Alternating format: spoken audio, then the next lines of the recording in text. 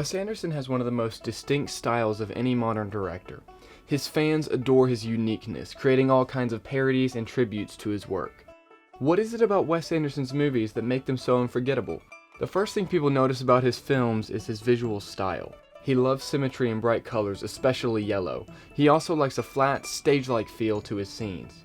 He isn't afraid of putting a voiceover narrator in his movies. Chaz Tenenbaum had, since elementary school, taken most of his meals in his room, standing up at his desk with a cup of coffee to save time. And in some cases, he puts characters in specifically as narrators and has them look straight into the camera.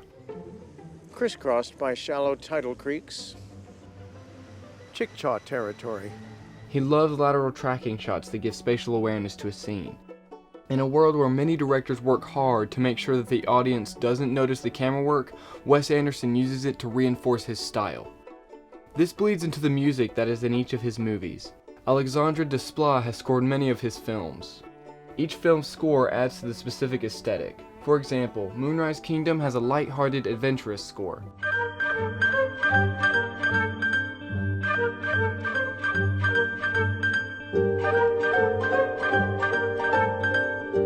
Fantastic Mr. Fox has a similar tone and also incorporates many popular artists into its music.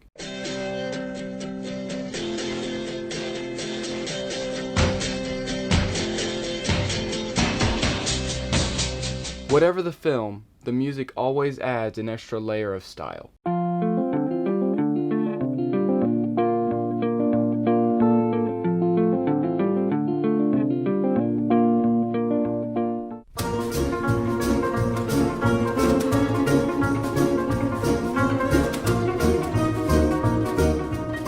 But it's not just color palettes, symmetry, and music that makes his films unique.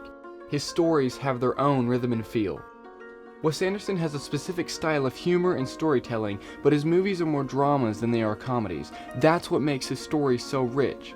They have consistent comedic elements, but they deal with interesting and well-rounded characters that enrich the comical situations they are placed in. Wes Anderson really wants the audience to understand how characters feel and why they do what they do. He wants you to understand Captain Sisu as he slowly becomes a failure at what he loves to do. He wants you to understand what it's like to be a father out of touch with his family. He wants you to understand how it feels to have a feeling for someone at a young age that you do not fully understand. He wants his audience to see the world through his eyes for a brief moment. Thanks for watching.